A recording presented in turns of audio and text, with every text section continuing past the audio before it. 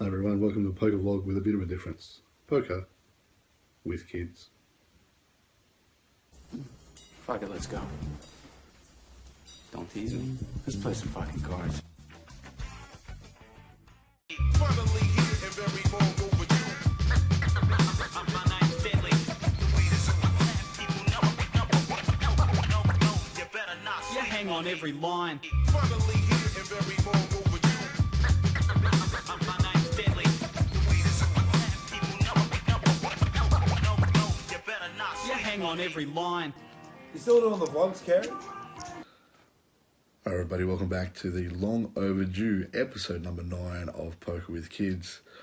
This time we're looking at some home games that are played in the recent past, all at the same place. A friend of mine from APL Poker, one of the other TDs in the area that I run some tournaments.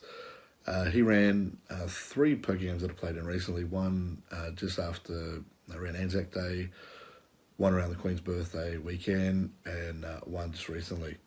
And we'll see how I went in those games. A few interesting hands that came up, and show you how well I can run on occasions.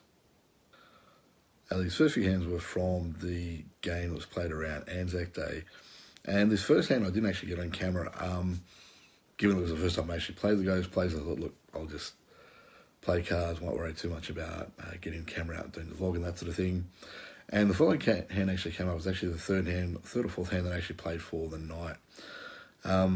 Again, gives me some extra dilemmas that I haven't really seen what an established raise size is, so I'm just sort of running with sort of what I'd consider standard sizing. Whether it's standard sizing or not, I'd find out later in the night. And I mean, it pretty much was, but it's one of those things where, given it's your first time playing at a place, you're not really sure of what to expect. And it's not like it's a casino or something like that. It's a home game, so you're sort of playing with people you know, playing with so many friends, and you sort of don't want to necessarily take maybe the most aggressive line that you might take in another circumstance.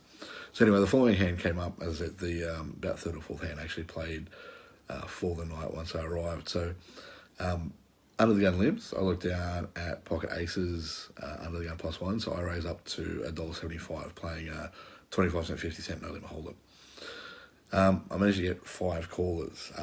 So again, it gives you the type of it's a home game. Everyone's kind of splashing around a bit, play some cards, whatever. It's early in the night. We'll throw some chips around. Flop comes down. Queen of diamonds, 8 of spades, 3 of diamonds. So obviously got the overpair. I don't have a diamond in my hand with the ace, so I don't actually have the ace of diamonds. But obviously I'm looking to get some value from flush draws, lower pairs, that type of thing. Really, in terms of hands that beat me at the moment, I'm really only concerned about maybe someone playing Queen 8 or pocket 3s or pocket 8s, really. I imagine someone with Queens would have re-raised, so I can't really see that as being a hand that's out there. So, like I said, maybe really 8s, 3s or Queen 8 are really the only hands I'm behind. Having said that, obviously with the 2 diamonds out there, Queen 8, there's a lot of straight possibilities. A lot of bad cards would come up for my hand, and 9, 10 or Jack is all going to put up some sort of straight draw, which someone might continue with. So checks away, and I decided to bet $6. I then get 3 callers, and the turn is a good news, bad news card. It's actually the ace of diamonds, so it gives me top set. Outside the flush, obviously it puts out the flush there, so obviously the flush is there, but outside the flush I've got the non-flush nuts. So if someone doesn't have the flush, I'm betting any other hand they have. Even if someone does have the flush, I've obviously got the redraw to the full house if the board pairs. So I decided to again bet $12. I see there's no reason to slow down. Like I said, it's in theory a good news card for me to improve my hand. I've now got top set, so if anyone had sort of pocket 3s, Queen 8, that type of thing, I'm now well in front of those hands. So I call. I bet $12, I get a call, and the small blind comes out and raises it to $26. One thing to bear in mind in all this is the standard buy-in was 100 big blinds, $50. So putting in $26 is a significant portion of his stack. I decided to call. The small blind also calls as well, so I've got a pretty sizable pot, and the river's a 4 of clubs. So essentially a brick on the river. Changes nothing. Small blind goes all in for $6. Again, as I'm saying, with the not much left in the stack, I figure it's I really have to make the crying call. I'm expecting to lose. The other player actually calls as well, and the small blind turns over 5-6 of diamonds for the flush and takes down the pot. So always good to start off a place you haven't played before. Third, fourth hand in of the night, and I'm almost lost my first buy-in. So it's off to a good start. A little bit later on, the guy who was actually hosting the game, he started off with 2 tables. As the night went on, that merged into 1 table. He came over to the table that I was playing on. He brought up the vlog, mentioned, look, you're going to do something for the vlog. So I thought, look, he's brought it up. I'll break out the camera and start recording some hands. So this hand actually happened a fair way into the night. But this is by the time we're down to 1 table from the 2 that actually started. So I'm in the small blind with pocket 7s. There's 2 limps and middle position raises to $2.25, and there's a whole bunch of callers. Altogether, there's 7 to the flop. Turns out to be a pretty nice flop for my hand. A7-4 with 2 spades. It's checked the middle position, who bets $8.25. He has 1 caller in the hijack, and I decide to raise it to $22 with obviously middle set. The original raise of folds and the hijack calls. The turn is the 3 of clubs, which you'd have to assume is a pretty safe card. I mean, the 5-6 does get there, but apart from that, and I suppose 2-5, not a lot of hands are going to change with 3, so I'd have to assume that my set's good. So again, I bet out this time $35, and the hijack folds after a bit of deliberation. And yeah, now you can find out what I actually had in the hand. Camera's out, Henry. Check it on YouTube. What it is. This next hand probably turned out to be the most interesting of the night. So I'm actually in the big blind. There's an under the gun straddle for $1. We've got callers from under the gun +1, under the gun +2, the button, and the small blind before it gets back to me. I looked down at pocket 10s, so I decided to raise it up to $5.50. Get calls from under the gun +2, and the button. So 3 callers to a flop of Jack 6-7. Rainbow, one of those kind of flops that could be good for my hand. Obviously 1 overcard to my pair, but again, it's only 1 overcard. I only had 2 callers to the raise, so I might have managed to get players that might have had a jack pre-flop out of the hand. So I decided to bet $10 on the flop. Both players decided to call. The turn is the 3 of hearts, and this time I decided to go into not necessarily a shutdown mode, but more of a check call mode rather than risking betting and getting raised off the hand. I want to try and control the pot if I can, in that I might have the best hand, I might not. It's the whole, if I'm behind, I don't want to lose the maximum. But at the same time, if I'm in front, I still want to be able to get some sort of value and allow people that are have worse hand than me to still put some chips in the pot that I can then win. So it checks around to the button, who bets 25.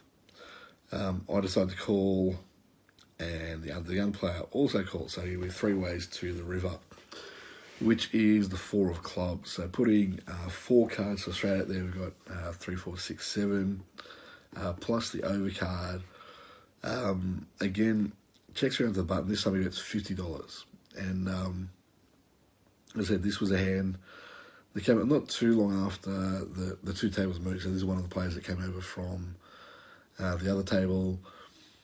Having seen the player in question play sort of pub poker, he seems to be a bit of a gambling risk taker type.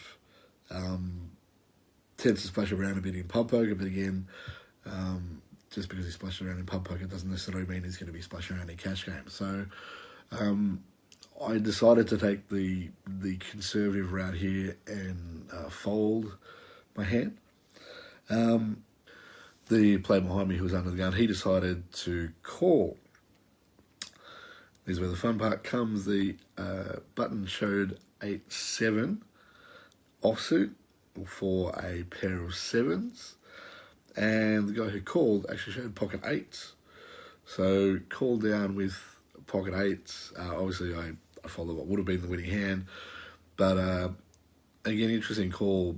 I suppose in my positions, it's a bit difficult. Obviously, I'm worried about the guy making the bet, but I'm also worried about the guy who's calling behind me. So, in some senses, it's easy to play for the second player once he knows I'm out of the way. But in my spot, it's tricky that I've got to really worry about two players who could have me beat. So, interesting hand.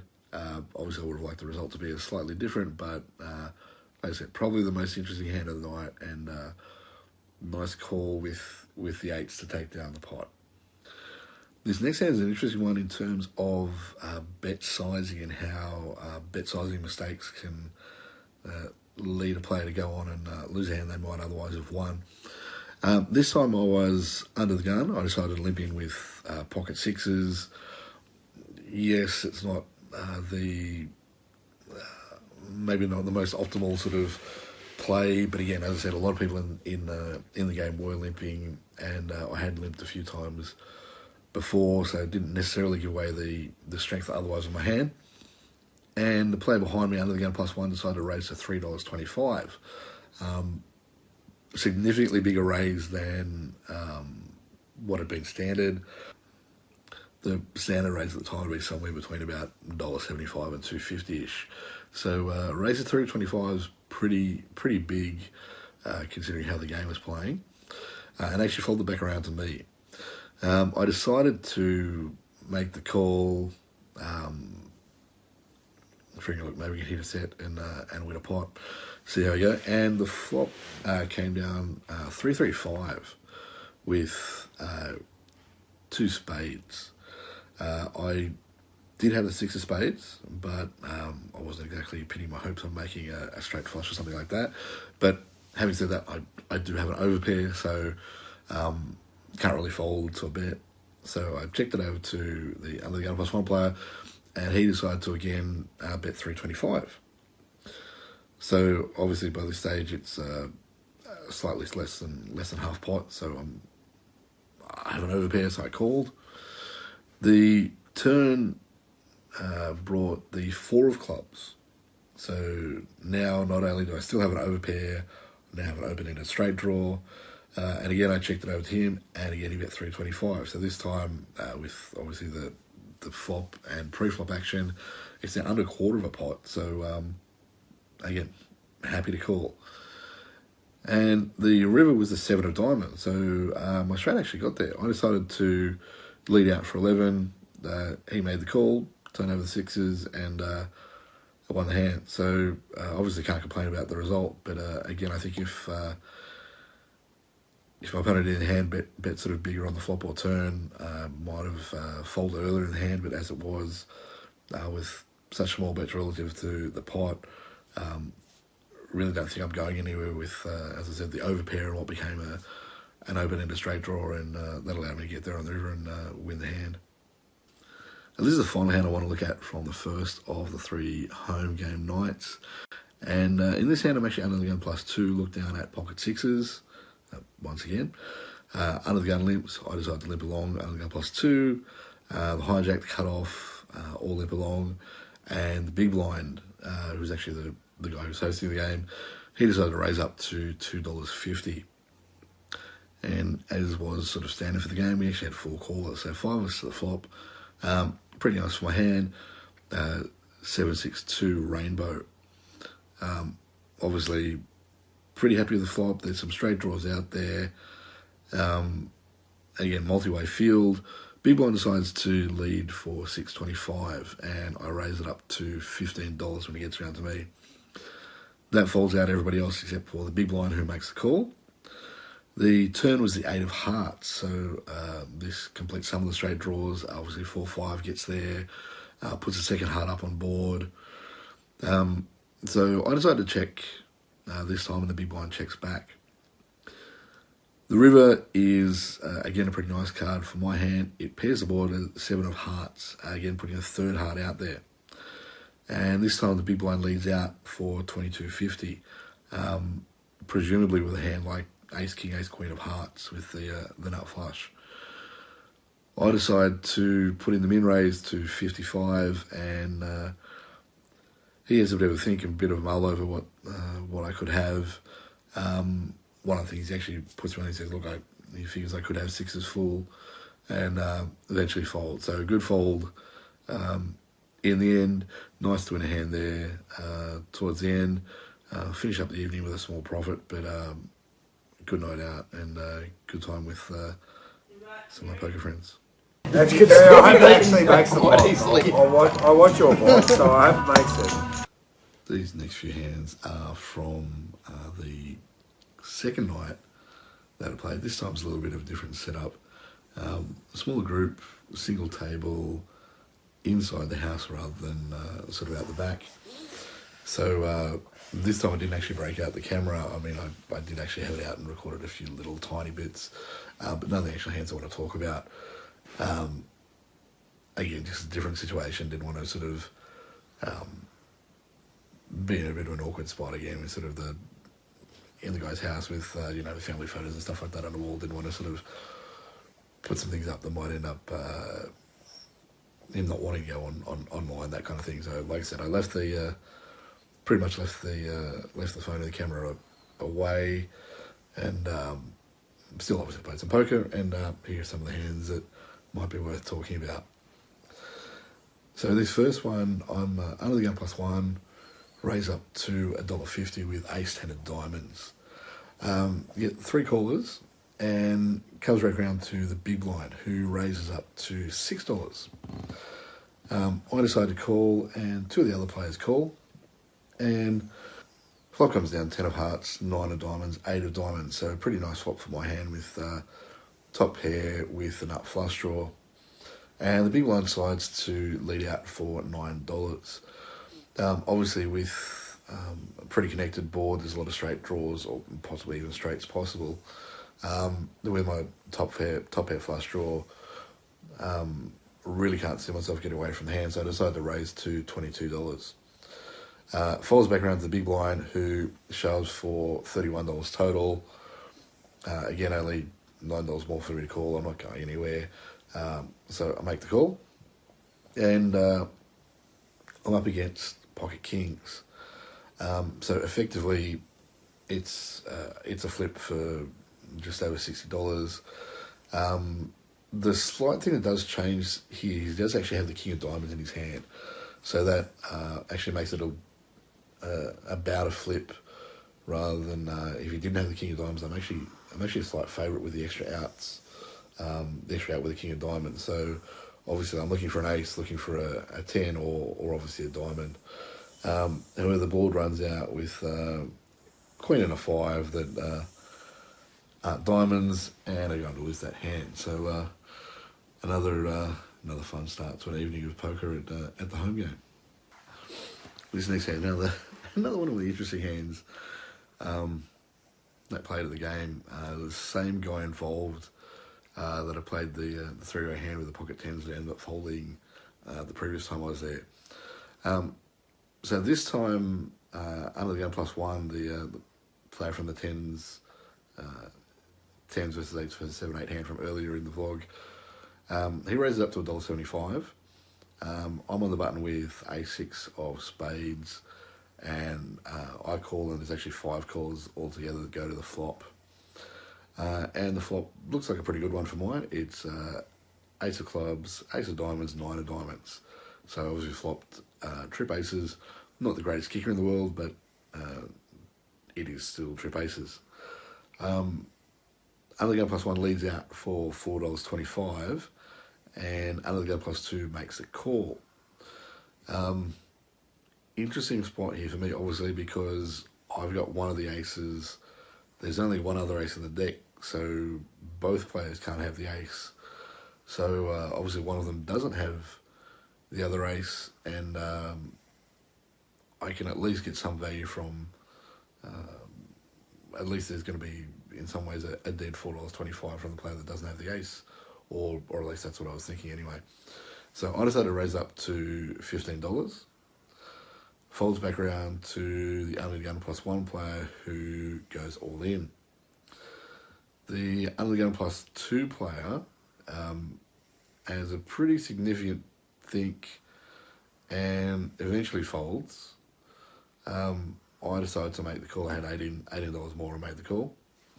Turn runs out with five of spades, and the river is the king of diamonds. So it's one of those hands where my hand might be good, might not be good. Under the Gun decides to turn over the old 7-2 of diamonds. So he made the flush on the river, even though obviously on the flop I'm a pretty significant favourite against that hand.